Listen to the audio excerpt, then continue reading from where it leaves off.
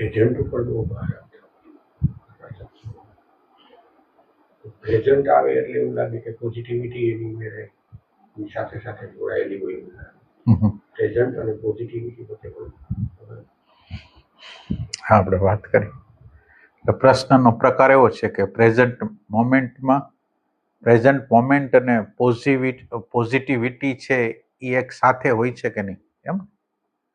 જ્યાં present moment હોય ત્યાં પોઝિટિવિટી હોય કે ન હોય? શું કેવું છે પ્રેઝન્ટ મોમેન્ટમાં? પ્રેઝન્ટમાં આવી એટલે ડેટાથી તો થોડાક અલગ પડ્યા, એટલે ડેટાના માધ્યમથી જાય નેગેટિવિટી આવતી.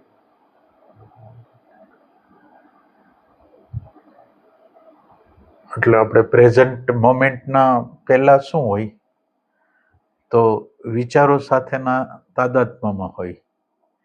એટલે પહેલું સ્ટેપ છે વિચારો સાથેનું તાદાત્મ્ય છે. પ્રેઝન્ટ મોમેન્ટમાં આવો તો વિચારોનું તાદાત્મ્ય તૂટે અને વિચારથી તમારી થોડી સ્પેસ બને. વિચારથી સ્પેસ બને એટલે તમે એમ સમજો કે આ જે પ્રેઝન્ટ મોમેન્ટ છે એ ત્રણ વસ્તુ એના ઉપર હાવી છે.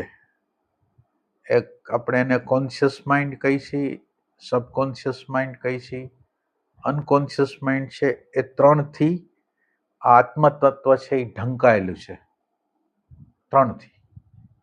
એટલે હવે તમે જ્યારે વિચારને જુઓ છો ત્યારે તમે કોન્શિયસ વસ્તુ કરો છો. એટલે વિચારથી એની અંદર ત્રણ વસ્તુ પડેલી હતી, એમાં એક વસ્તુને તમે જુઓ છો, બે વસ્તુ તમારાથી છુપાયેલી છે. એટલે હવે શું થશે કે વિચારને જોયો, વિચારને જોવાની પ્રક્રિયા કરી, પણ વિચારને જોયા પછી ગમા તો આવવાના. વિચાર જે જોઈ છે એમાં ગમા આપણી અંદર આવવાના. તો ગમા જે આવે છે, વિચાર દેખાય છે એ આપણે જોઈ છીએ, પણ ગમા આવે છે એ દેખાતું નથી. એટલે એના પ્રેઝન્ટ મોમેન્ટ છે એ શું કરશે, તમારી અંદર પડેલા નેગેટિવ થોટો, આગ્રહો, માન્યતાઓ, બિલીફ સિસ્ટમો, ટ્રેક, આપણી અંદર પડેલા ટ્રેકો એને બતાવશે. એટલે શરૂઆતની અંદર તમે એમ ન કહી શકો કે પોઝિટિવનેસ આવશે. એનાથી ઉલટું કે પ્રકૃતિ તમને દેખાવા માંડશે. નેગેટિવ પ્રકૃતિ, આગ્રહવાળી પ્રકૃતિ, અહંકારવાળી પ્રકૃતિ, ઇમેજવાળી પ્રકૃતિ તમને દેખાશે. એ શરૂઆતનું સ્ટેજ છે, પણ એક સીધી પોઝિટિવનેસમાં નહીં લઈ જાય, એ ટાઈપની વસ્તુ છે.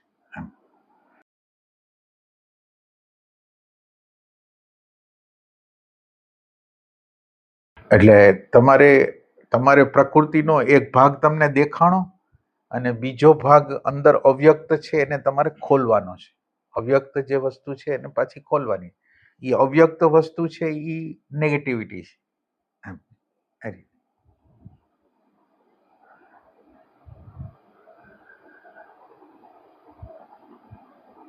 પ્રેઝન્ટ મોમેન્ટનું કામ કેવું છે કે આપણી અંદરના આગ્રહ, આપણી અંદરની માન્યતાઓ, આપણી અંદરની ઇમેજ કયા પ્રકારની આપણી અંદર છે એ બતાવવાનું કામ પ્રેઝન્ટ મોમેન્ટ કરે.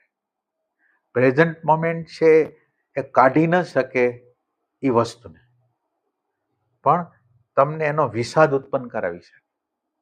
પ્રેઝન્ટ મોમેન્ટનું જે કામ છે એ આ છે. આપણી અંદર જે આગ્રહો પડેલા છે, માન્યતાઓ પડેલી છે, એ બધી બતાવે કે અહીંયા જો આગ્રહ છે, અહીંયા માન્યતા છે, એટલે અહીંયા ક્રોધ છે, અહીંયા આગ્રહ છે. તો એ બતાવ્યા રાખે. હવે બતાવ્યા રાખે અને જો તમને વિષાદ થાય કે આમાંથી બહાર નીકળી જવું છે, તો પછીનું સ્ટેપ છે. એટલે પ્રેઝન્ટ મોમેન્ટને આપણી અંદરની અવ્યવસ્થા છે એને બતાવવાનું કામ કરવાનું છે. પ્રેઝન્ટ મોમેન્ટ આપણી અંદરની એટલે પ્રેઝન્ટ મોમેન્ટ શું કરશે, આપણાથી વાકેફ કરશે. આપણે જેને અત્યારે હું કહી છે ને એનાથી વાકેફ કરશે. હું કેવી રીતે બોલું છું, કેવી રીતે ચાલું છું, કેવી રીતે અભિવ્યક્ત કરું છું, કેવા પ્રકારના આગ્રહો છે, એ બધી વસ્તુ. એટલે પ્રતિક્ષણે હું કેવો છું, આપણે જેને અહંકાર કહી છીએ, પ્રતિક્ષણે કેવો છે એનું દર્શન કરાવશે પ્રેઝન્ટ મોમેન્ટ.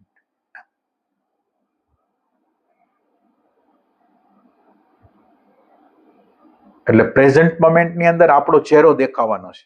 આપણે જેને હું કહીએ છીએ અત્યારે એનો ચહેરો કેવો છે એ દેખાશે અને એના વિશે જે ઇમેજ બનાવેલી હતી એ તૂટશે.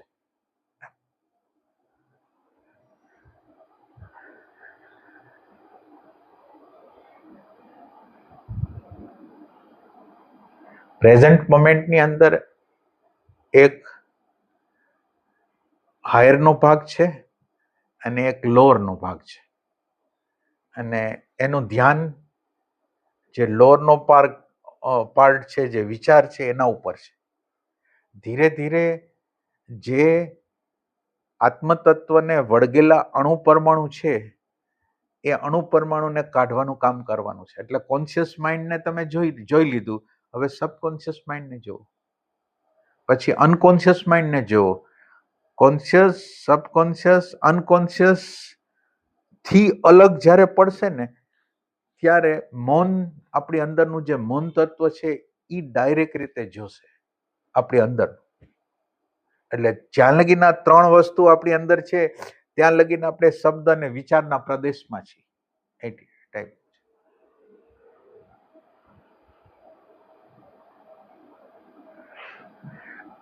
એટલે તમે વિચારને જોયો તો થોડાક તમે વિચારનું જે આઈડેન્ટિફિકેશન હતું એમાંથી તમે નીકળી ગયા, પણ હજી કોઈક જગ્યાએ આપણે ફસાયેલા છે, ત્યાંથી એને ફ્રી કરવાનું છે. એ ટાઈપની વસ્તુ.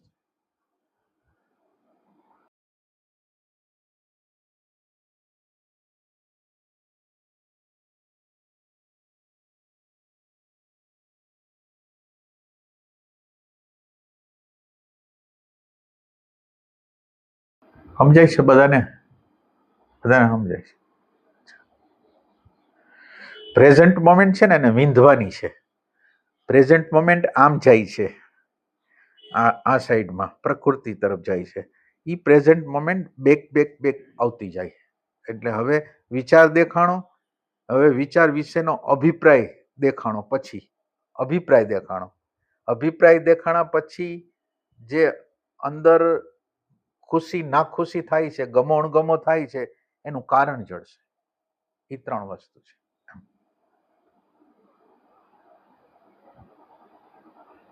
એટલે વિનતા વિનતા બધી વસ્તુ વહી જશે ને એટલે અંદરનો સાક્ષી તત્વ છે ને એ પ્રગટ થઈ જશે. એટલે તમે એક એક સ્ટેપે તમે આ જે આપણું અંદરનું જે પ્રેઝન્સ નામનું તત્વ છે એની નજીક નજીક આવતા જાવ છો.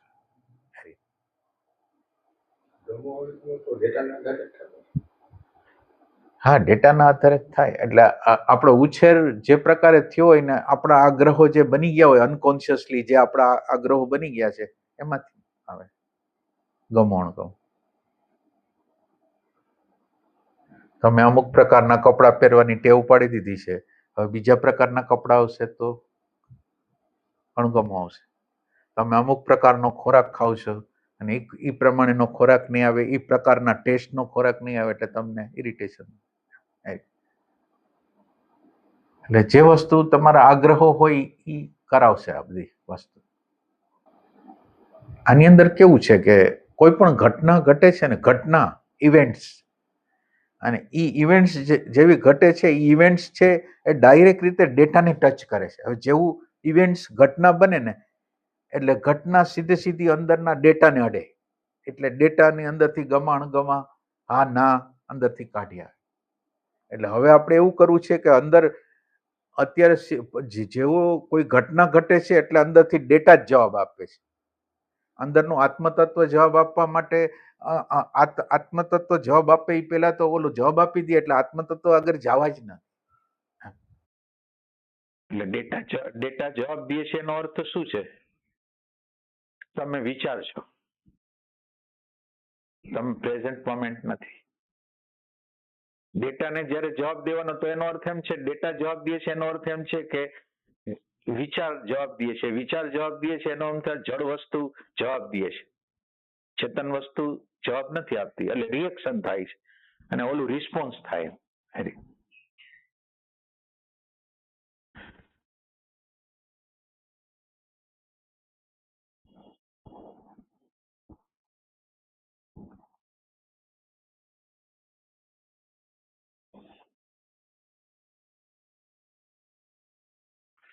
અને આ બધી વાત કરી છે, પણ આપણે એનો સાક્ષાત્કાર કરવાનો છે. માનો કે આપણે અત્યારે વાત કરી, માનો કે અત્યારે કંઈક એવી ઘટના ઘટી કે જે મને ગમે એવી નથી, એટલે તાત્કાલિક રીતે રિએક્શન અંદર આવી ગયું. હવે આ રિએક્શન ને તમે સાક્ષાત્કાર કરશો તો તમને ખ્યાલ આવશે કે અંદરથી વિચાર, ડેટા અંદરથી જવાબ આપે છે. આ વાત કરી, અને હવે તમારે દર્શનની ભૂમિકા એને લઈ જવાનું છે. એટલે આ બધી વાતની આપણને ખબર હોય, પણ જ્યાં લગીન એ દર્શનની ભૂમિકા એ ના આવે ત્યાં લગીન આપણું જ્ઞાન ન થાય. એમ ઉધાર જ્ઞાન કહેવાય આ વસ્તુ.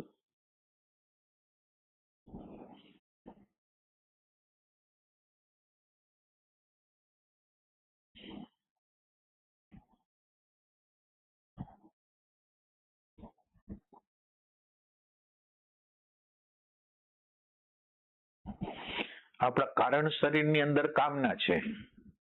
આપણું જે કારણ બોડી છે એ આપણા અંદરના હોવાપણાને જાણતો નથી, એટલે સતત રીતે બહાર જાય છે. એટલે એની અંદર કામના છે.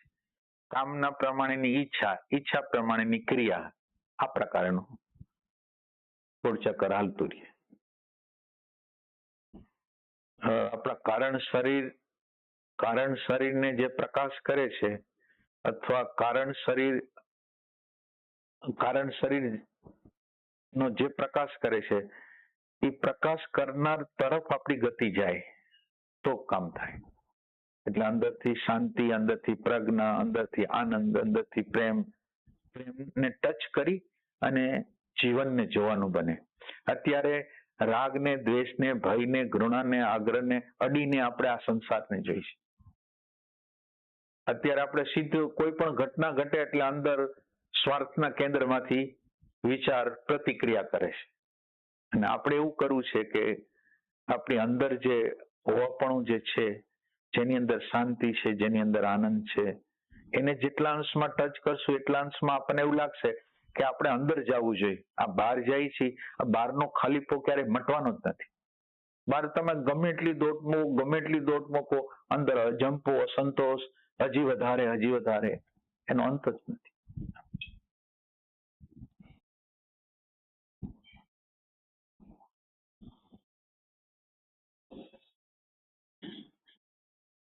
એટલે કારણ શરીર ઉપર ઇફેક્ટ આપીને ત્યારે કામ થશે. કામનાઓ તો ડાઉન થશે, તો એ વિશે કર્મો છે એવા નહીં થાય, એ ટાઈપની વસ્તુ છે.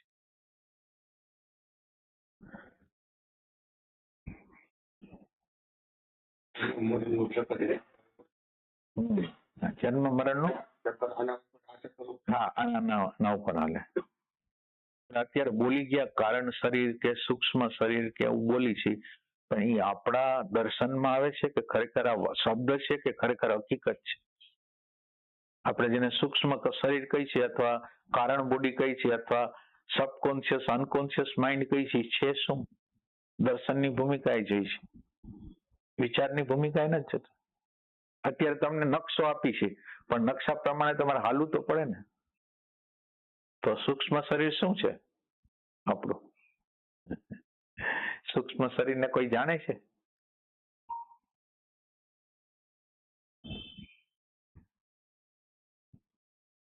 મન બુદ્ધિ અંતઃકરણ જે નથી દેખાતા એને સૂક્ષ્મ કહેવાય.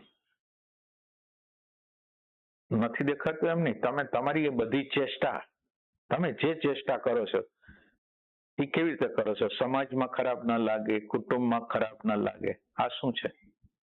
તમારી દરેક એક્શન છે એ શું, શેના માટે? તમારી ઇમેજ ન જાય તો આ કોણે, આ એજ્યુકેશન કોણે આપ્યું? સમાજ દ્વારા. તો આપણી અંદર ઇનબિલ્ટ આપણે રોબોટ છીએ, ઇનબિલ્ટ ડેટા સોસાયટીએ નાખેલા છે, ધર્મે નાખેલા છે, આધ્યાત્મના લોકોએ નાખેલા, અને એના દ્વારા આપણે હાલી છે. એટલે મને સારું લાગશે, વાં જઈશ તો આવી રીતે બોલીશ તો મારું ખરાબ લાગશે, સારું લાગશે, આ સૂક્ષ્મ શરીર છે. દરેક ડેટા આપણું ખરેખર વ્યક્તિગત રીતે એ કોઈ કર્મ જ નથી. બીજા જે સમાજે નાખેલા, કુટુંબે નાખેલા જે ડેટા છે એ આપણને ગતિ કરાવે છે. આપણે આમાં કઈ આપણો હિસ્સો જ નથી. અને હવે તમે માનો કે તમારા પત્ની માટે કરતા હો, બાળક માટે કરતા હો, દેશ માટે કરતા હો, જ્ઞાતિ માટે કરતા હો, ગમે તેના માટે કરતા હો, જેના માટે કરતા હો, એ શું, એ કરવાનું શું કામ એને છે?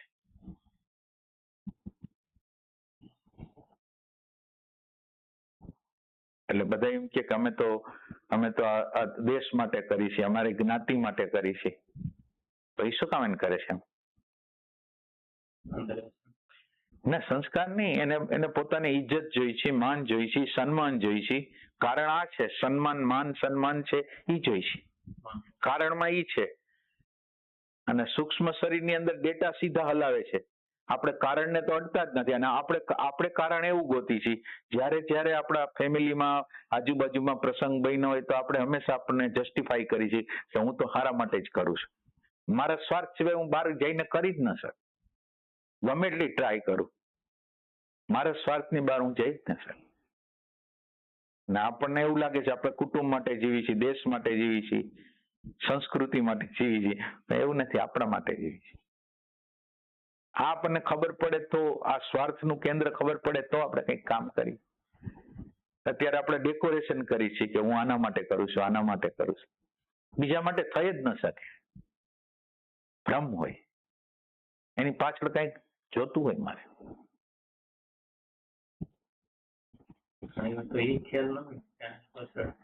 ના, એટલે આની પાછળની તો સેજે ખબર જ ન હોય, સેજે ન ખબર.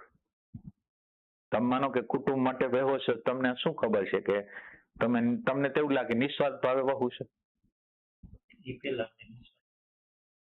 હવે હા, ના, વિચારમાં પેલો હોય એવું નથી. આપણા અંદર આ પડ્યું છે કે બધી નિસ્વાર્થ ભાવે જ કામ. હા, ઈ પડ્યું હોય, ઈ વાત છે.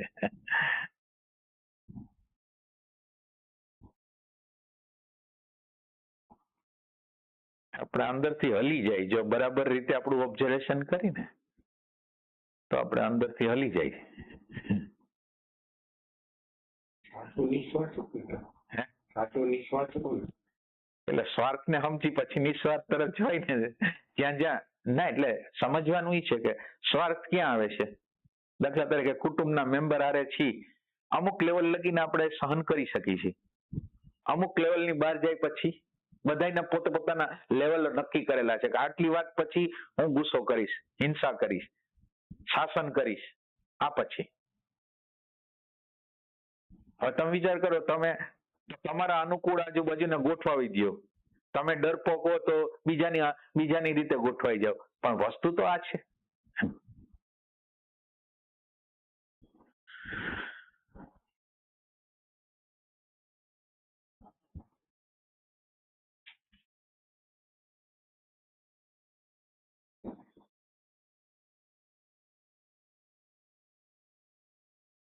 નિસ્વાર્થ શબ્દો ખોટો છે. ના, ખોટો નથી. એટલે જે લોકો એને પ્રગટ કરી શકે છે એના માટે કઈ ખોટો નથી, સત્ય છે એના માટે. સ્વાર્થને કાપતા જઈને નિસ્વાર્થતા તરફ ગતિ કરવા માટે આપણે ક્યાં સ્વાર્થ, ક્યાં આગ્રહ, ક્યાં માન્યતા આવે છે કે જેથી પ્રેમ વિહોણા થઈ જાય છે, આપણે ઈ ગોતવાનું છે. એટલે જેટલો સ્વાર્થ આપણને જડતો જશે, દેખાતો જશે, જોતા જશું, એમ ઈ નીકળતો જશે, અને નિસ્વાર્થતા જે ઓરિજિનલ આપણી અંદર પડેલું છે, પ્રેમ તત્વ, ઈ પ્રગટ થશે.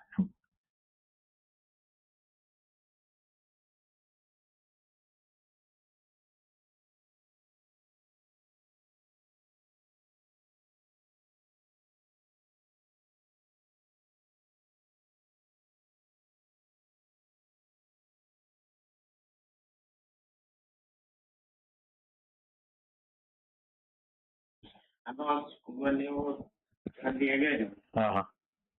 આમાં આપણો બધો આપણો સ્વાર્થ હોય, એટલે સ્વાર્થ એક આપણા વાઇફ હોય, છોકરા હોય, આપણે એવું સમજતા કે આપણે કઈ જી બરાબર છે, એ લોકો આ જે વર્તન કરે છે અથવા તો ગેરમાર્ગે જતા હોય તો એમાં આપણે ભેદ કરવો પડે ને કે આ ગેરમાર્ગે જાય છે એ તો બરાબર નથી એના જીવનમાં.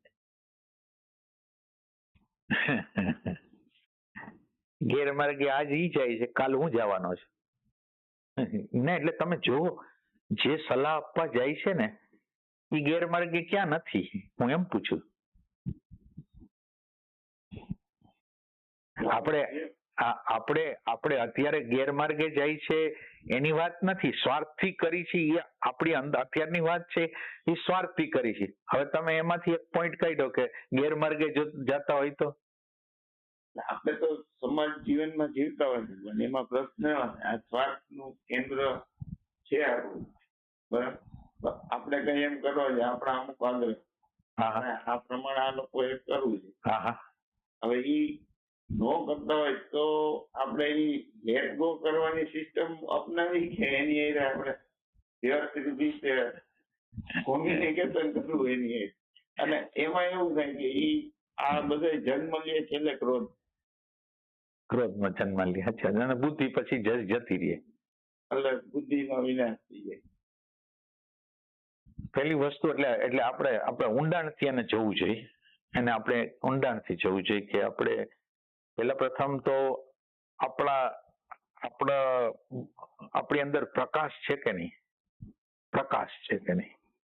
હવે આપણે એમ કહી શકીએ એની યાર કોમ્યુનિકેશન કરવું કે કેમ કરવું, કેમ તમે પૂછો છો. હવે કોમ્યુનિકેશન એટલે કોમ્યુનિકેશન કરવા માટે તમારે શું કરવું જોઈએ? કોમ્યુનિકેશન, સાચું કોમ્યુનિકેશન કેવી રીતે કરી શકો? આપણા અનુભવમાંથી આપણે એડવાઇસ આપીએ કે સલાહ આપીએ કે. તમારો અનુભવ વિચારમાંથી આવે છે, અને વિચાર હંમેશા જૂઠો હોય છે. વિચાર છે એ સ્વાર્થનું, એટલે સ્વાર્થ માટે જ કાર્ય કરે છે વિચાર. માનો કે તમને એવું લાગે છે કે એ ખોટું કરે છે, તમને એવું લાગે છે ખોટું કરે.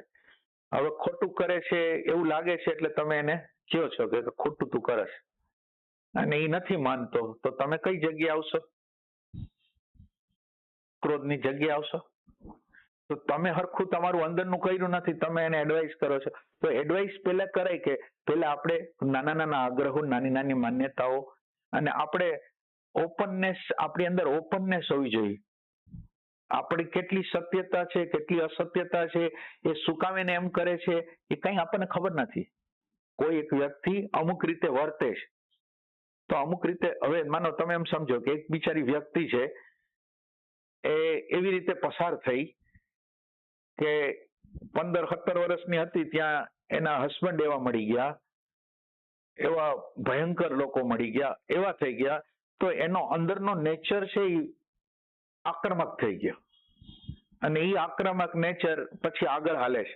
તો બિચારાનો એ જગ્યાએ આવવાનું કેવી રીતે થયું?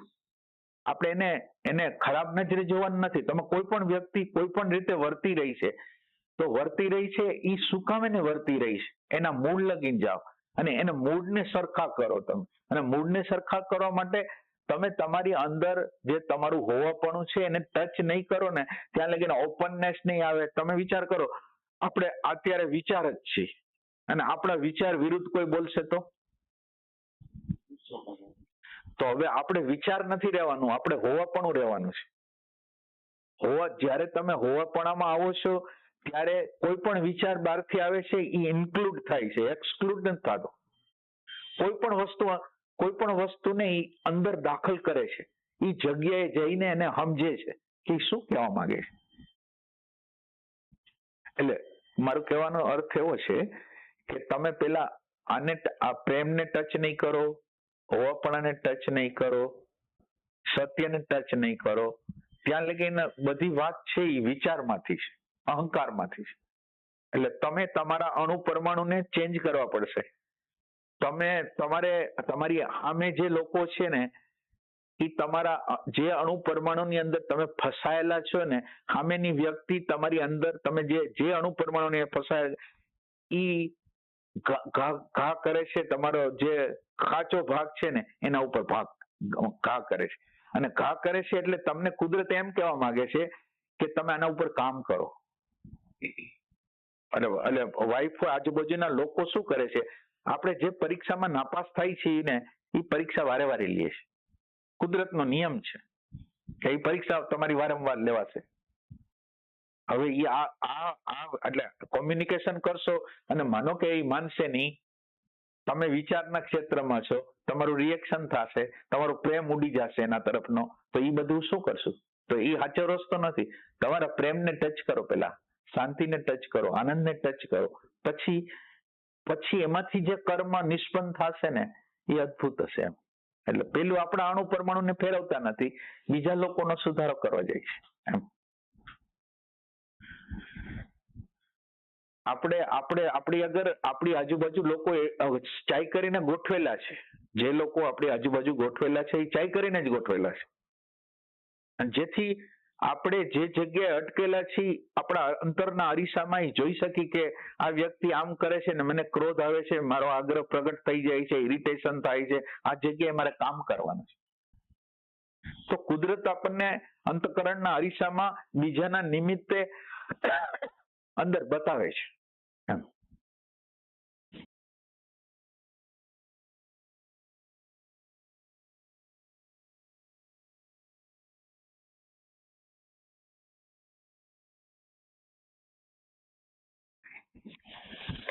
એટલે આપણો શરૂઆતનો તમારો જે પ્રશ્ન છે એ બીજાને સુધારવા માટેનો છે. ખરેખર બધા લોકો રાહ જોવે છે કે બીજા લોકો, આપણી આજુબાજુના લોકો સુધરી જાય એની રાહ જોવે છે બધાય લોકો. હવે શરૂઆત કોણ કરે? બધાય લોકો એમ કે છે પત્ની બરાબર નથી, પતિ બરાબર નથી, ભાઈ બરાબર નથી, બેન બરાબર નથી. બધાય લોકો બીજા ઉપર આરોપ કરે. તો શરૂઆત કોણ કરશે? આંતર ચેન્જની શરૂઆત કોણ કરશે?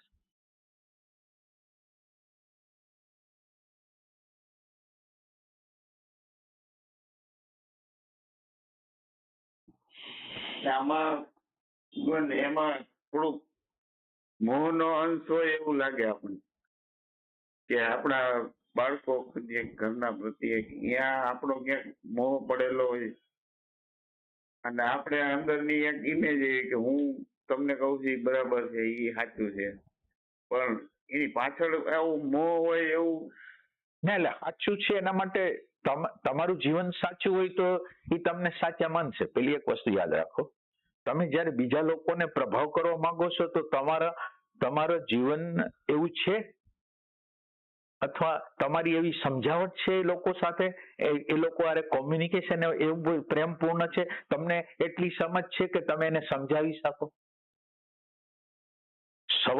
સવાલ જે એમ છે ને કે કુવામાં હોય અવેડામાં આવે, એટલે તમારામાં જે હોય છે એ એટલે મા બાપની અંદર હોય છે એ જ બાળકોમાં હોય છે બિચારા. આગળ વધારે ક્યાંથી કાઢે એ લોકો?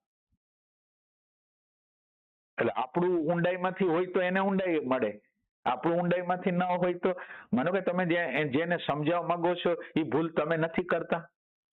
માનો કે આજે આપણે જ સાચા છીએ, કાલે એ સાચા છે, તો હવે એનો અર્થ એમ છે બેયને સુધારો કરવાનો છે. એટલે તમે બાળકોને જોશો, બાળકો છે મા બાપ ઝઘડતા હોય કે મા બાપ આમ સંઘર્ષ કરતા હોય કે આ તમે શું કરો છો, એમ કે એ થોડોક આઘો છે અને એને લાગે છે કે આ ખોટું કરે છે. હવે એ બાળક મોટો થઈને એના છોકરા એમ જ કહે છે, એટલે કોઈ પરિવર્તન કરતું નથી. જેમ છે છોકરાઓને દેખાતું હતું કે મા બાપ ખોટું કરે છે એટલે આ જગ્યાએ ઝઘડો ન કરવો જોઈએ, આમ કરવું જોઈએ, તેમ કરવું જોઈએ, બધી ખબર છે. એના જીવનના આચરણમાં ક્યાં? જેમ આપણે કહીએ છીએ એમ આચરણમાં નથી, એમ એના આચરણમાં નહીં આવે. એટલે ટ્રાન્સફોર્મેશન એક અલગ પ્રક્રિયા છે કે જેમાં તમારે બીજા ઉપર કોઈ ઉપર કામ કરવાનું નથી, તમારા પોતાની જાત ઉપર પ્રતિ ક્ષણે કામ કરવાનું છે.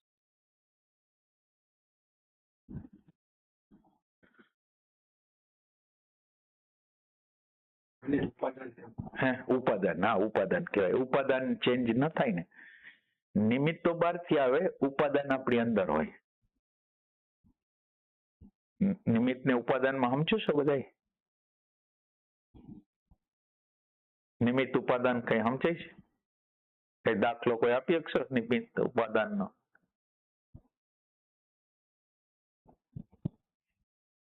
આપણી અંદર ક્રોધ પડ્યો, સામેવાળી વ્યક્તિ કંઈક એવું વર્તન કરે, ક્રોધ તો આપણી અંદર જ હતો, એ ખાલી નિમિત્ત બન્યું.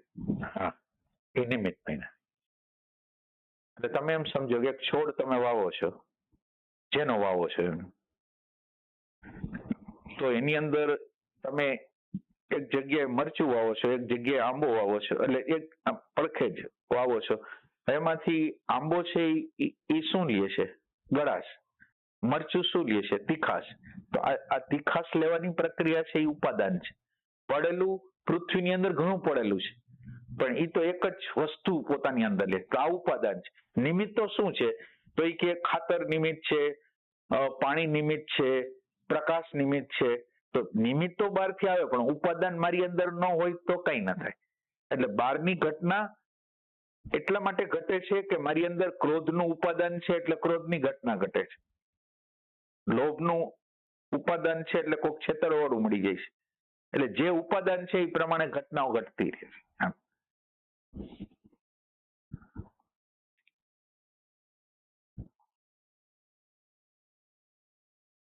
ઉપાદાનનો મૂળ એ ડેટા. ઉપાદાનનો મૂળ એ ડેટા. મૂળ ડેટા અને ડેટા અજ્ઞાન વાળો ડેટા. એને સંસ્કાર કહી. હા, સંસ્કાર કહી શકાય, ડેટા કહી શકાય. એ ક્યારે સંસ્કાર આપણી અંદર ઘૂસી ગયો એ જ ખબર નથી. ક્યારે કેવો આગ્રહ ઘૂસી ગયો એને કોઈ તારીખ આપણે ગોતી નથી શકતા. તારીખ નથી ગોતી શકતા એને કાંઈ નહીં, પણ એને ચેલેન્જ નથી કરી શકતા કે હું આ ક્રોધ, આગ્રહ, માન્યતા શું કામ રાખું છું આ પ્રમાણે.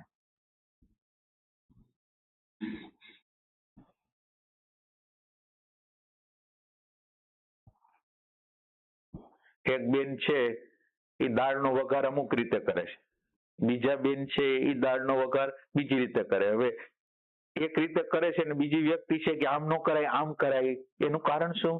મારી અંદર આ ડેટા પડેલો છે, એની અંદર ઈ ડેટા પડેલો છે, એને ઉછેરમાંથી ઈ આવ્યું છે. પણ આ ઉછેરમાંથી આવેલું છે અને મારે ફ્લેક્સિબલ રહેવાનું છે એ જ્ઞાન જોઈશે. આમ માનો કે ઈ જે રીતે વઘારે છે એ રીતે હાલો પ્રયોગ કરી દે, સારું હોય તો આપણે ઈ અપનાવી, કાંઈ વાંધો નથી.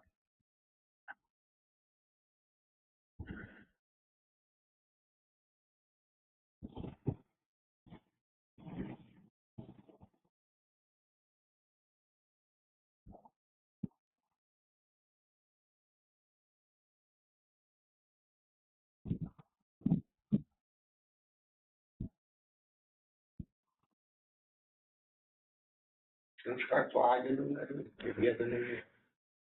બધા હોય. ઠેઠ પૃથ્વી શરૂ થઈ ત્યારના બધા બધી વસ્તુ હોય. સ્ટાર્ટિંગ થી હોય આપણું જે રાઈટ બ્રેઇન છે એની અંદર બધી વસ્તુ છે.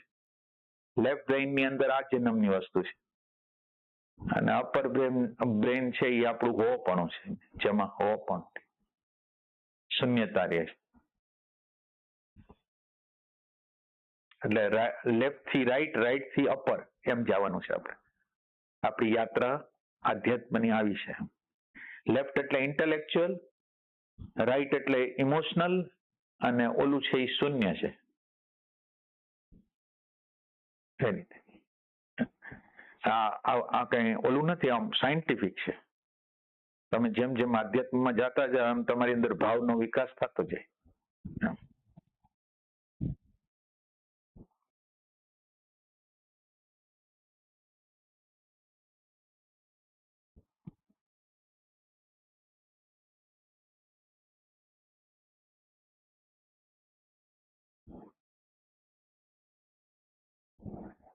વિચારના ક્ષેત્રથી કામ કરી, એટલે કઈ પણ પ્રસંગ બને ને એટલે કોઈ પણ આખો દિવસ દરમિયાન આપણે વિચાર રૂપે જ રહીએ છીએ અને વિચાર આગળ આંખ નથી. તમે બરાબર ના, એટલે આને અન્ડરસ્ટેન્ડ, આ ઇન્ફોર્મેશન તમને આપું છું પણ તમે ઇન્ફોર્મેશન ને અન્ડરસ્ટેન્ડ કરો. એટલે વિચાર આગળ કઈ દર્શન જ નથી. વિચાર એટલે ડેટા, ડેટા એટલે જડ, એને કઈ ખબર નથી. તો આમાં તમારી હાજરી છે ને, ભાન જે થાય છે એ તમારી હાજરીને થાય છે. તમારી હાજરી ફ્રેક્શન ઓફ સેકન્ડ આવી જાય છે અને પછી મેમરી કામ કરવા માંડે છે.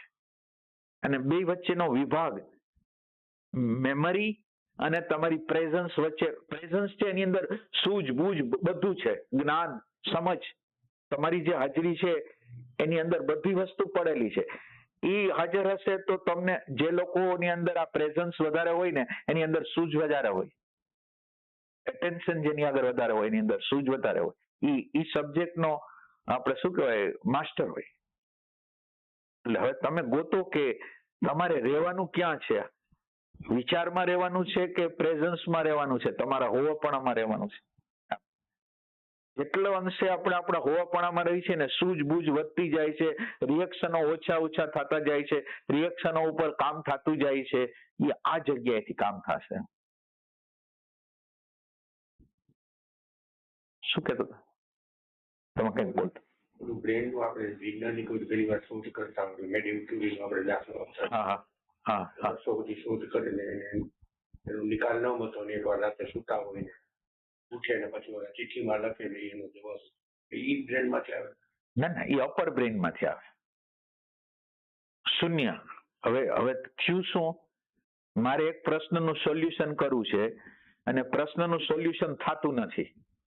એટલે થતું નથી એટલે જ્ઞાતનો વિભાગ ખલાસ થઈ જાય. જ્ઞાત એટલે મેમરીમાંથી કોઈ જવાબ નથી આવતો. તો મેમરીમાંથી જવાબ નથી આવતો તો પછી ક્યાંથી આવશે જવાબ? હવે એક વિશાળ, જેમાં ઇન્ટરનેટ અત્યારે ગૂગલ કયો, ચેટ જીપીટી કયો, કંઈક કયો, ગૂગલ ની અંદર કેમ બધા ડેટા ફિટ છે, એમ આની અંદર આખા વિશ્વના ડેટા આપણી અંદર પડેલા છે. હવે તમે જે શોધો છો એ વસ્તુ આપણી અંદર જ પડેલી છે. હવે તમે જ્યારે એટેન્શન એ બાબતમાં નાખો છો, જેમ આપણે ગૂગલમાં કંઈક શોધી છીએ, જે વસ્તુ શોધી છે એ વસ્તુ બહાર કાઢે છે, એમ તમારી અંદર પડેલું તમારા અનકોન્શિયસ ની અંદર બધું પડેલું છે. તો તમે જ્યારે જવાબ નથી મળતો ત્યારે આ જે આપણા અંદરનું જે હોવાપણું છે, આપણું એટેન્શન છે, એ ગોતી આવે છે અંદરથી, જ્યાં પડેલું છે ત્યાંથી ગોતી આવે છે. ક્યારેક સ્વપ્ન દ્વારા, ક્યારેક કોક વ્યક્તિના બોલવા દ્વારા, ક્યારેક ચોપડી દ્વારા, ક્યારેક હકીકત દ્વારા, ક્યારેક પ્રેરણા દ્વારા એને સમજી જાય છે. હવે આ વાત જેમ વૈજ્ઞાનિક લોકોએ લીધી ને, એવી જ રીતે હવે વૈજ્ઞાનિક લોકોને જવાબ શું કાને મળ્યો? એની અંદર તીવ્ર પ્યાસ હતી, આ જાણવું છે. હવે આધ્યાત્મની અંદર આપણી પ્યાસ છે, તો આવું જ ઘટના આપણી અંદર થવાની. એ પ્યાસ નથી એટલે જવાબ નથી મળતો.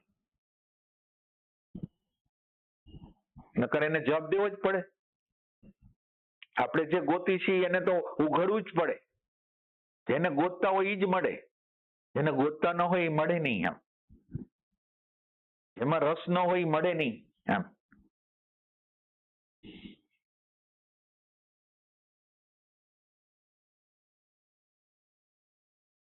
ગૂગલમાં આપણે આટલી બધી આપણે રેડીમેડ જોઈએ, આપણે પોતે ગૂગલ.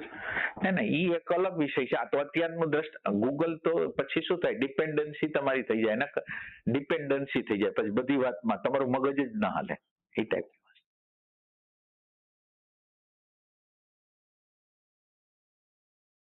ઇમેજની જે વાત કરી તમે, ઇમેજ કારણ શરીરમાં પડી, વિચાર આવે, પછી ક્રિયા થાય. આપણને અત્યારે ક્રિયા થાય ત્યારે ખ્યાલ આવે કોઈ વસ્તુનો. ના, એટલે ઇમેજ ક્યાં સંદર્ભમાં? પેલા એક મિનિટ. ક્રોધ એક આવ્યું, ક્રોધ પ્રગટ થયો ત્યારે ખ્યાલ આવ્યો, ક્રોધ આવી ગયો, એ એના ત્રીજા ફોર્મમાં આવી ગયો ને. હા, ક્રોધ ત્રીજા ફોર્મમાં આવી ગયો.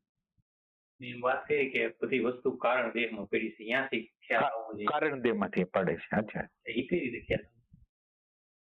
પ્રેઝન્ટ મોમેન્ટ થી ખ્યાલ આવશે કે? એટલે અત્યારે પ્રેઝન્ટ મોમેન્ટની અંદર, પ્રેઝન્ટ મોમેન્ટમાં તો આવી છે, પણ એ આત્મતત્વની અંદર હજી ઢંકાયેલી વસ્તુ છે. એટલે આપણે ડીપલી, એટલે આપણી અંદરનું જે કોન્શિયસનેસ છે, ભાનનું તત્વ છે, એને તમે પ્રગટ કરીને તમે જ્યારે પ્રકૃતિને જુઓ ને, તો એ પ્રકૃતિને એઝ ઇટ ઇઝ બતાવશે, જેવી છે, અને એની પાર પણ બતાવશે. જે દેખાય છે ઈ, અને એની પાર પણ એ બતાવશે. એટલે તમારો પ્રશ્ન શું હતો? ઇમેજનું કારણ દેશ. નહીં, અત્યારે ઇમેજ શું કહેવાય ને, આપણે કારણ દે કીધું કે ઇમેજ એટલે આપણે અનકોન્શિયસ બનાવી લઈશું. અનકોન્શિયસ. તમે કોઈ ઇન્ટરવ્યુ દેવા જાવ છો ને, તમને કોઈ એમ કીધું છે કે આ ઇન્ટરવ્યુ લેનાર છે એ બહુ આમ તીખો માણસ છે, એટલે હવે તમે ઇન્ટરવ્યુ દેવા જાવ છો એટલે એક ઇમેજ એવી છે કે આ ઓલો હરો કડક છે, એવી ઇમેજ. હવે બને એવું કે એ હાવ તમને સવાલ બહુ શાંતિથી, આનંદથી, પ્રેમથી પૂછે તો તમને ખુશી થશે, કારણ તમે ઇમેજ નેગેટિવ બનાવી હતી અને અહીંયા પોઝિટિવ બન્યો એટલે તમે ખુશ થયા. અને તમે અહીંયા કલ્પના કરી હતી કે ઈઝી છે અને ન્યા ગયા તો તમને ઓલું મળ્યું. તો હવે આ ઇમેજ છે એ સૂક્ષ્મ વસ્તુ છે. એટલે જાગૃતિ તમારી પેલા કોન્શિયસ માઇન્ડને અડશે, પછી એનાથી વધારે સબકોન્શિયસ તમારા જે અભિપ્રાયો અંદરથી આવે છે એને જોશે, અને અભિપ્રાયો પછી જે ખુશી ના ખુશી છે એના તરફ જશે. પણ ક્યારે કરશે? એની દ્રષ્ટિ છે એ સૂક્ષ્મ થતી જશે, એને દ્રષ્ટિને કોઈ રૂકાવટ કરનારું આપણું વિચાર નામનું કોઈ તત્વ નહીં હોય તો. એટલે જેટલા વિચારના ઓબ્સ્ટેકલ વચ્ચેથી કાઢી નાખશો ને એટલા અંશમાં તમે ડાયરેક્ટ રીતે એને જોઈ શકશો. તો ઇમેજ એટલે ખાલી કલ્પના જ છે. ઇમેજ એટલે કાંઈ નથી. ઇમેજ એટલે વિચાર, કલ્પના, તરંગ, તુક્કો, કાંઈ બીજું કાંઈ છે જ નહીં. તમે જેને ભૂત માનતા હોય, તમે જેને ભગવાન માનતા હો, બધી વસ્તુ એવી છે.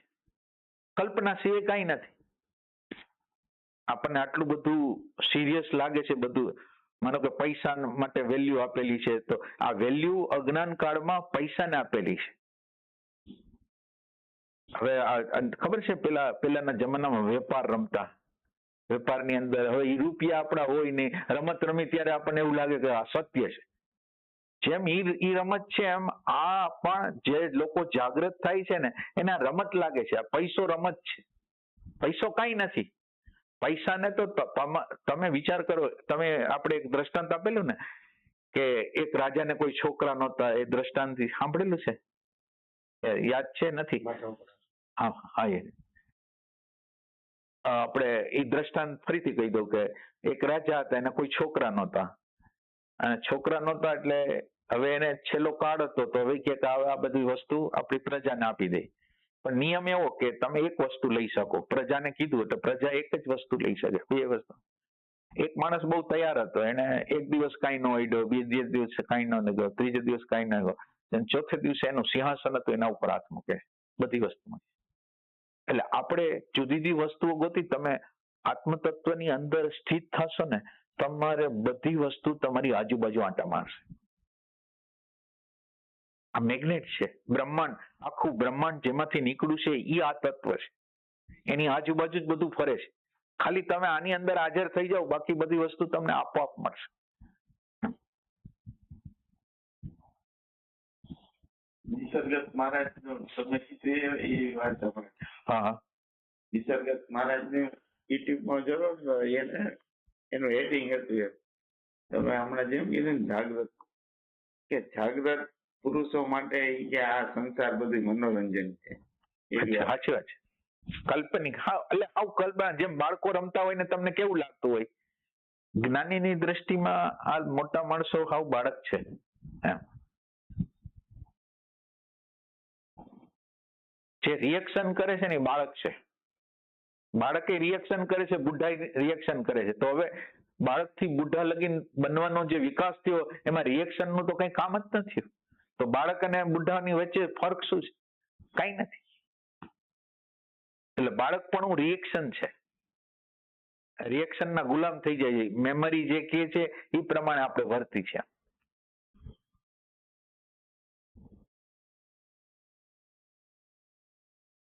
ઇમેજ એટલી બધી આવી થઈ જાય કે માણસ મરી જવાય ત્યાં થઈ જાય. હા, બધું ઇમેજ એવી વસ્તુ છે. ઇમેજ તો જબરજસ્ત છે. વિધાઉટ અહંકારનો જે ભાગ કરો. હા, અહંકારનો ભાગ.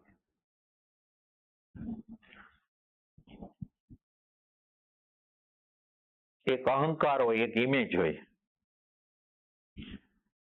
હવે અહંકાર છે, દાખલા તરીકે તમે કોઈ વસ્તુમાં એક્સપર્ટ છો, તમે ચાર્ટર્ડ એકાઉન્ટ છો ને, એકાઉન્ટન્ટની અંદર તમે માનો કે એક્સપર્ટ છો, તો એનો તમે ઈગો કરી શકો છો. તમે ઇમેજની અંદર તો તમે એ છો જ નહીં. ઈગોની અંદર તો તમારી આખી કેપેસિટી છે. ઇમેજની અંદર તો કોઈ કેપેસિટી, હું મારા મનને માનું છું કે હું ઉદાર છું, હું પરોપકારી છું, પણ જ્યારે સમય આવે છે ત્યારે તો હું એવું હોતો નથી. તો ઇમેજ તો હાવ સંપૂર્ણ બનાવટી છે.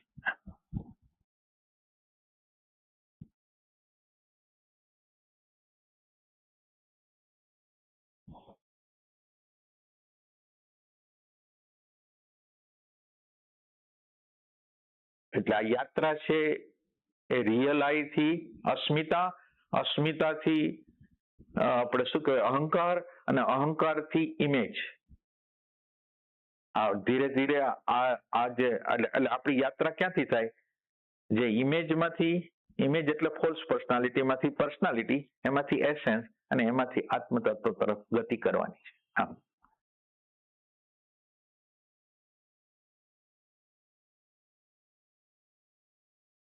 આપણી અસ્મિતા છે એ આપણા એસેન્સમાં રહે છે.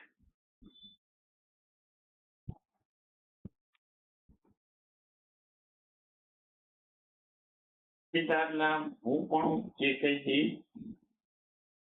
એટલે એમાં ઘણા પ્રકારની અસ્મિતા હોય. હવે આમાં તો શું થાય, અસ્મિતા તો અસ્મિતાના પ્રકારો જુઓ તો તમે ઇન્ડિયન છો એની અસ્મિતા હોય, તમારી જાતિની તમને અસ્મિતા હોય. એટલે અસ્મિતા વ્યવહારના જગતની વાત કરું છું.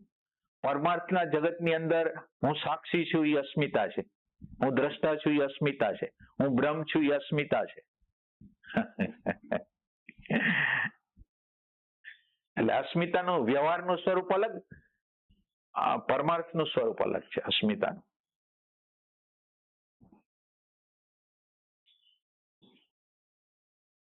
પહેલા અસ્મિતા બને પછી બધું બનવાનું ચાલુ થાય. અસ્મિતા પહેલા આવે પછી બધી વસ્તુ, ઈગો, ઇમેજ, બધી વસ્તુ. એ સંસ્કૃતિ કોઈ પણ ક્ષેત્રમાં નિપુણતા હોઈ શકે. રસ એટલે તમે, હા, નિપુણતા, રસ, તમને જે તે બાબતનો રસ, એ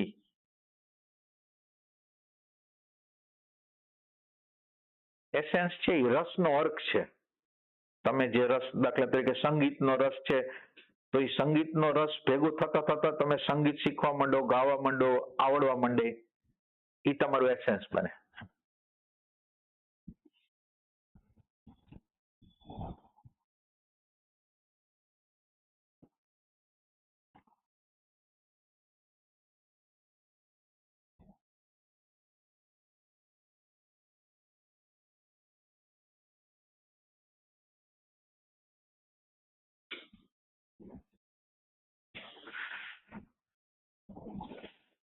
અધ્યાત્મ છે એ આંખનું ઓપરેશન છે. આંખમાં દેખાતું ન હોય ને આપણે કેમ ઓપરેશન કરાવીને પાછું વિઝન બરાબર થઈ જાય. એ આંખનું, અત્યારે આપણી આગળ આંખ નથી એટલે વિચારની આંખથી જોઈ છે. વિચાર છે એના આંખથી જોઈ છે. જેટલા અંશમાં તમે પ્રેઝન્ટ મોમેન્ટમાં આવો ને એટલે ત્રીજું તમારું નેત્ર ખુલે. ત્રીજું નેત્ર એટલે અત્યારે તમે આ પ્રેઝન્ટ મોમેન્ટમાં આવ્યા તો વિચાર તમારા માટે દ્રશ્ય છે, ઈગો તમારા માટે દ્રશ્ય છે, આગ્રહ તમારા માટે દ્રશ્ય છે. એટલે તમે પ્રેઝન્ટ મોમેન્ટમાં નથી તો વિચાર તમે છો, આગ્રહ તમે છો, માન્યતા તમે છો. બે વચ્ચેનો ફરક છે. ઓલું વિચાર આપણને હલાવે છે અને અત્યારે આપણે વિચાર હલાવે એના એ પ્રમાણ નથી હાલતા. વિચાર અત્યારે શું કરી રહ્યો છે એ જોઈ રહ્યા છે.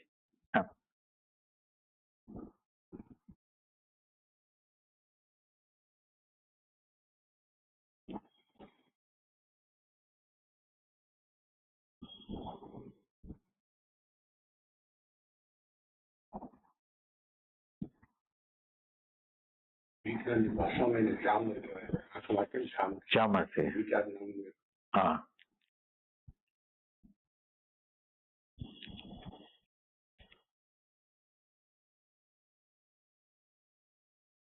ચામરની તો હજી દવા નથી, આની દવા છે.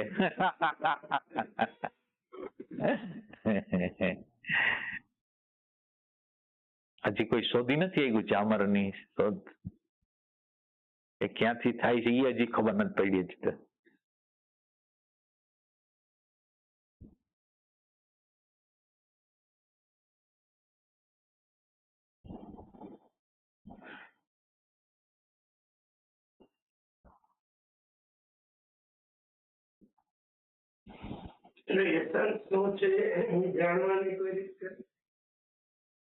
એસેન્સને જાણવાની રીત ખરી. એટલે એના માટે તમારે ઓબ્ઝર્વેશન તો કરવું પડશે ને.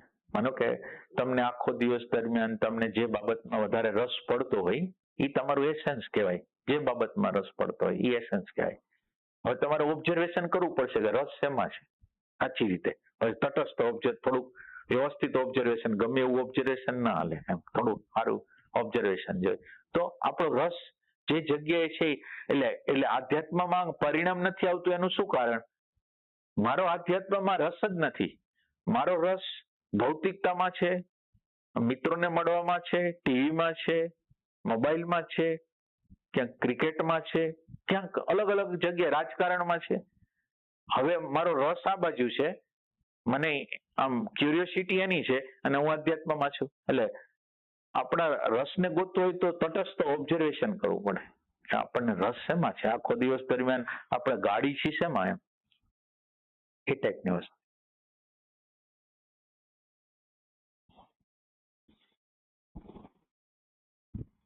એટલે સામાન્ય લોકો માટે તો એ ઇમ્પોસિબલ છે કે ગોતી ન શકે, કારણ કે તટસ્થ ઓબ્ઝર્વેશન ન હોય એટલે કોઈ પણ વસ્તુને આ ગમે છે એમ કહી દઈએ આપણે.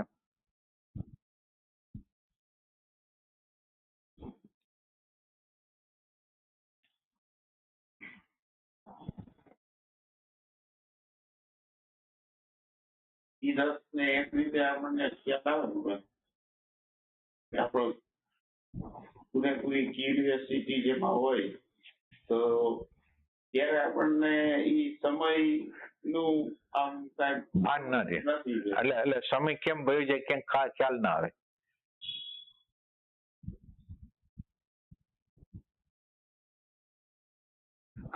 ઘણીવાર એ એસેન્સ ક્યારેક કોઈ હાયર પ્રકારની વ્યક્તિ હોય ત્યારે અચાનક રીતે ઉપસી આવે. ક્યારેક એવું બને કે એની હાજરીથી ઉપસી આવે.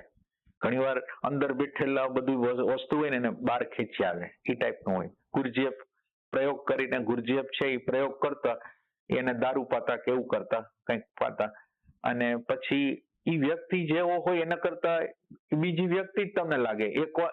એમાં એને પ્રયોગ કરેલો એક માણસ આવું ઇન્ટેલેક્ચ્યુઅલ માણસ હતો, અને જ્યારે એને કોઈ બીજા ટ્રાન્સમાં લઈ જવામાં આવ્યો તો એ તો હાવ ઇરિલિવન્ટ વાત કરવા માંડ્યો. તો એ કે આ જ વ્યક્તિ છે જે બહારથી કેવું વ્યવસ્થિત લાગે, અંદરથી તો આવું ગડબડ ગોટાળો, ઇન્ટેલેક્ચ્યુઅલ લાગે છે પણ અંદર ઇન્ટેલેક્ચ્યુઅલ નથી. એટલે એસેન્સ બહુ અઘરી વસ્તુ છે.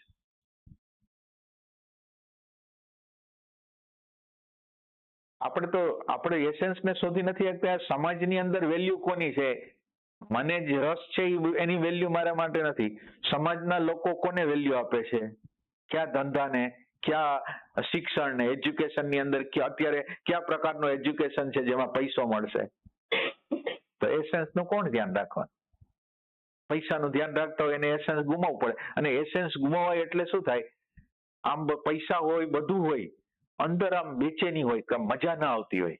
બધી વસ્તુ બરાબર વ્યવસ્થિત જ હોય પણ અંદર કંઈક મિસિંગ થાય છે ને એવું લાગ્યા રાખે. આપણે આપણા સ્વથી બહુ, આપણા એસેન્સથી આઘા જાય ને એટલે મૂંઝારો બહુ થાય એમ.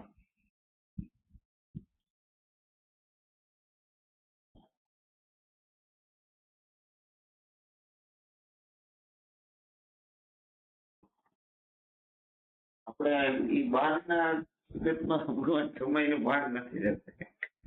એટલે સમય આમ કેમ ભેગ્યો એમ ખબર ન પડે એમ. પછી તમારી ક્યારેક તમારા સાનિધ્યમાં હોય તો ત્યારે એવો અનુભવ થાય કે ઓ હા સમય તો આમાં આ કેટલા વાગી ગયા ખ્યાલ ન આવે. બરાબર.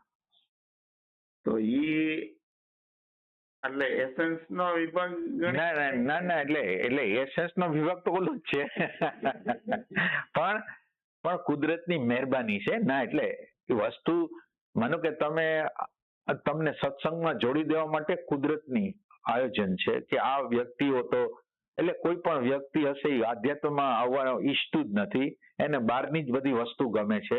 હવે એને ગમે એમ કરીને એને ટેસ્ટ આપો.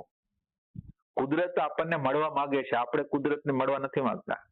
એટલે કુદરત તમને આ મોકો આપ્યો એટલે તમને શાંતિ મળી, તમને આનંદ મળ્યો, થોડી વાર માટે બહુ સારું લાગ્યું. તો એને એમ કીધું કે તમે જે આ જીવન જીવો છો એના કરતા આ જીવન છે, તો આ જીવન તરફ જો તમારો રસ તમે નાખશો તો હું મળીશ. એટલે આ તો કૃપાનું તત્વ છે, અને આ કૃપાનું તત્વ ક્યારે જતું રહીએ કઈ ખબર નહીં પડે. આ કૃપાનું તત્વ બહારથી આવેલું છે એ ક્યારે જતું રહેશે, કારણ કે તમે તમારો પ્રયાસ ન કરો તો એ ટકે નહીં પછી. એટલે કુદરત પોતાની રીતે ટ્રાય કરે છે, આવો મારી પાસે, મારી આગળ આવો, શાંતિ આગળ આવો, પ્રેમ આગળ આવો, આનંદ આગળ આવો. તો હાલો હું તમને કોઈ સત્સંગ, એવું વાતાવરણ, મૌનનું વાતાવરણ આપું, શબ્દ વગરનું વાતાવરણ આપું, હાલો બેસી જાઓ. તો ઈ તમને ઠેઠ ક્યાં લગીને ભેદીને ક્યાં લગીને લઈ જાય, અને લઈ જાય છતાંય હા એ તો એની ટ્રાય કરે, છતાંય આપણું આકર્ષણ તો તોય બહારની બાજુ ઢળ્યા છે. એટલે આ રસને નિષ્પન્ન કરવો પડે. એટલે આની અંદર કેવું હોય કે રસ, માનો કે તમને કોઈ પણ બાબતમાં રસ, બહારની બાબતમાં રસ છે, તો તમારે આંતરિક રીતે, માનો કે તમને કોઈ શાંતિ મળેલી છે, આનંદ મળેલો છે, એને તમારે થોડોક વધારે સમય આપવો જોઈએ અને પછી બહારનો સમય આપવો જોઈએ. જેમ જેમ આમાં રસ પડશે ને એટલે ઓલો રસ એની મેળ ફીકો થઈ જશે. આમાં રસનો ખેલ છે, તમે એની હારે બાંધો તો તમે હારી જવાના. એટલે માનો કે તમને ટીવી જોવાનો શોખ છે, કલાક 2 કલાકનો, તો હવે તમે એમ નક્કી કરો કે 2 કલાક મારે ટીવી જોવું છે, તો કમસે કમ 2-2.5 કલાક ધ્યાન કરીશ. હું પહેલા ધ્યાન કરીશ, પછી આ કરીશ. તો ધીરે ધીરે આ રસ વધતો જશે, તો ઓલો રસ જાતો જશે. એટલે રસને વધારવાની પ્રક્રિયા છે આધ્યાત્મ તો. અને આપણો રસ તો કેટલો અનંત, જુદી જુદી કેટલી બધી જુદી જુદી બાબતો ઉપર હોય છે. આ બાબતમાંથી કહીશો વાગ્યો અનંત જગ્યાએ આપણો રસ છે. જ્યાં ખોવાઈ જવાનું હોય ત્યાં મજા આવી ગઈ એમ. આળસ ને રસ કેવી રીતે છે? એટલે દાખલા તરીકે એટલે એમાં રસ હોય ને આળસ ન હોય. હા, રસ ન હોય તો આળસ થાય, એ વાત.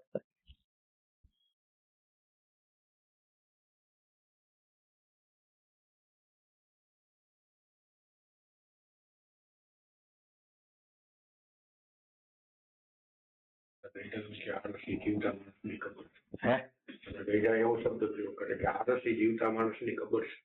જીવતા માણસની ખબર છે.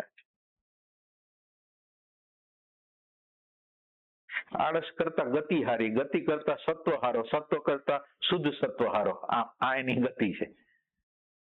એટલે આપણા શાસ્ત્રોએ એટલે શું કર્યું એને કે તમસ વાળા લોકો હતા, એને એમ કીધું કે ઓલા ખબર છે ગરુડ પુરાણ ની અંદર વર્ણન આવે છે કે આવા રો નર્ક છે, આ છે, આ છે, આ છે, આ છે.